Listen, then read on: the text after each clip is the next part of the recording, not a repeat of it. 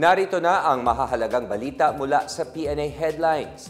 Maaari nang makinabang ang mga empleyadong sumasahod ng minimum wage sa programang 20 Bigas Meron Na ng gobyerno. Nakatakdang pumirma ng Memorandum of Agreement ang Food Terminal Incorporated at Department of Labor and Employment para gawing benepisyaryo ang programang 20 Bigas Meron Na. Ayon kay Agriculture spokesperson Arnel de Mesa, dadalhin ang bigas na mula sa National Food Authority sa mga kumpanya para makabili ang kanilang mga empleyado. Siniguro din ni de Mesa na walang patong ang kumpanya sa ibibentang tig 20 pesos na bigas.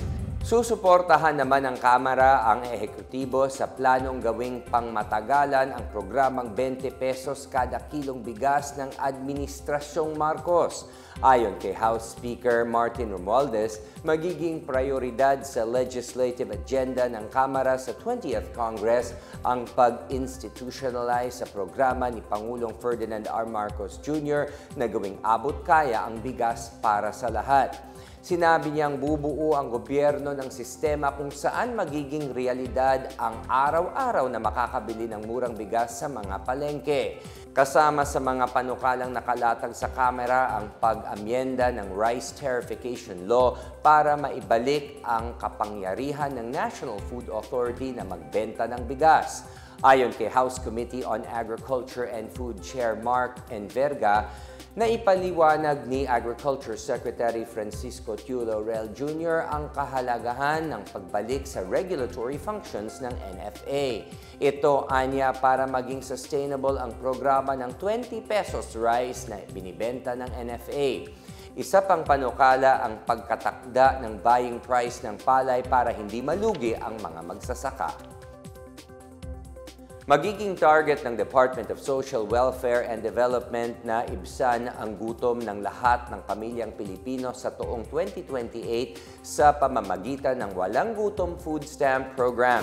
Ayon kay DSWD Secretary Rex Gatchalian, sa kabuuang panahon ng programa, nasa 750,000 na mga pamilyang Pilipino ang nagsasabing nagugutom sila o hindi nakakakain ng sapat. Batay anya sa utos ni Pangulong Ferdinand R. Marcos Jr., target ng gobyerno na matulungan makakain ng tama at sapat ang lahat ng Pilipino.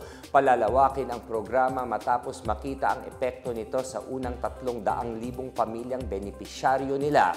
Sinabi ni Gatchalian na ipinabilang na ang pondo nito hanggang 2028 sa ilalim ng General Appropriations Act. Bukod dito, titiyakin ng gobyerno na kakayanin ng mga benepisyaryo na makahanap ng trabaho at masustentuhan ang kanilang sarili at pamilya.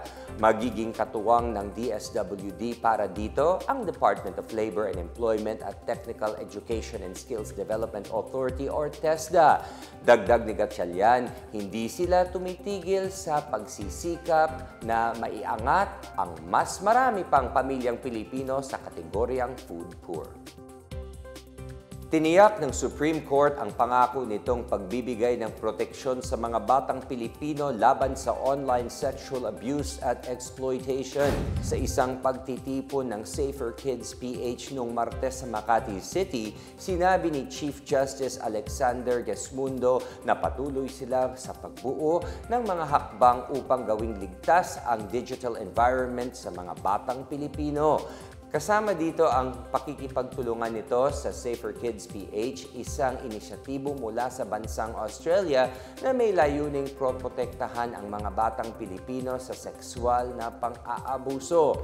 Isa sa mga hakbang ng ginagawa ng SC ay ang pagpapatibay sa mga regulasyon at panukala na may kinalaman sa child protection gaya ng pagpapatayo ng anti-obstetricity sa Cagayan de Oro, Osamis City at Iligan City. Sinigurado naman ni Gesmundo na naaayon ang lahat ng kanilang mga ginagawang aksyon sa SC 5-year strategic plan for Judicial Innovation sa taong 2022 hanggang 2027 na nakafocus sa accessible, efficient, and inclusive justice.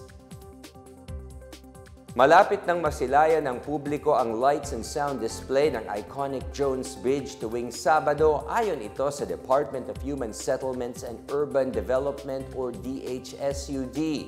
Ang bagong proyekto ito ay pinondohan ng Federation of Filipino-Chinese Chambers of Commerce and Industry bilang parte ng selebrasyon sa ika-50 anibersaryo ng diplomatic relations ng Pilipinas at China.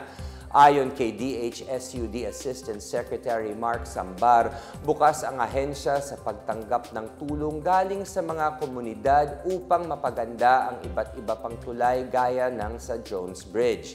Matatandaang ang Jones Bridge ay isa sa mga tulay na layuning ayusin ng Administrasyon Marcos ang Pasig River at Bigyan Buhay Muli o PBBM project.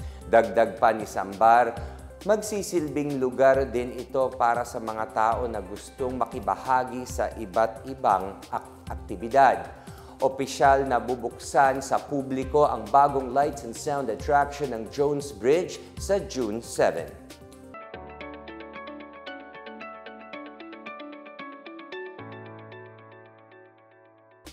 Sa balitang kalakalan, tatapusin ng New NAIA Infra Corporation ang planong Ninoy Aquino International Airport Terminal 5 sa loob ng 30 buwan. Ayon kay NNIC Chair Ramon Ang, itatayo ang terminal kapag natapos sa Setyembre ang pagtibag sa Philippine Village, ang abandonadong hotel sa loob ng Nayong Pilipino Complex malapit sa NAIA. Ang NAIA Terminal 5 ang magiging susunod na paliparang magseserbisyo sa domestic flights at tutulong na mapapaluwag ang NAIA Terminal 2. Aabot sa 35 million na pasahero ang masiserbisyohan ng Terminals 2 at 5. Pangunahing layunin ng NNIC ang pagpapaluwag sa NAIA mula nang ipasa ng gobyerno ang pagpapatakbo sa pangunahing paliparan ng bansa. Sa pag-iikot ni Pangulong Ferdinand R. Marcos Jr. sa NAIA Terminal 3 kahapon, pinuri niya ang mga pagbabagong naisagawa ng NNIC para mapabuti ang serbisyo ng NAIA. Samantala, kinilala ng London-based brand valuation firm na Brand Finance ang Cebu Pacific Airlines bilang fastest-growing Filipino brand para sa taong 2025. Batay sa inilabas nitong survey, kinilala ang mabilis na paglago ng Cebu Pacific bilang kumpanya na tumatak sa isip ng tao. Kabilang ang Cebu Pacific sa mahigit 6,000 tatak sa buong mundo na sinuri ng Brand Finance. Sa isang pahayag, sinabi ni Candice Iyug, CEB Chief Marketing and Customer Experience Officer, na patunay ang paglago ng brand ng Cebu Pacific ay dahil umano sa tiwala ng kanilang mga pasahero sa gitna ng paglawak ng operasyon nito. Kinilala naman ng Brand Finance ang bangkong BDO bilang most valuable brand sa Pilipinas sa ikalawang pagkakataon. Nangunguna naman ang SM Supermall sa listahan ng Philippines' strongest brand at pang-anim ang Cebu Pacific. At yan ang pinakabago at pinakamahalagang balita sa mga oras na ito, hatid sa inyo ng PNA Headlines. Para sa iba pang mga balita at impormasyon, bisitahin lamang ang aming webpage pna.gov.ph o ang aming Facebook at X account na Philippine News Agency. Ipinapalabas din ang PNA Headlines sa Facebook page ng serbisyo. Mapapanood din ang PNA Headlines sa pamamagitan ng link sa website ng News and Information Bureau sa ilalim ng PNA News at sa YouTube account ng Philippine News Agency. Ako po si William Theo at ito ang PNA Headlines, naghahatid ng mga balitang nagbubuklod sa bagong Pilipinas.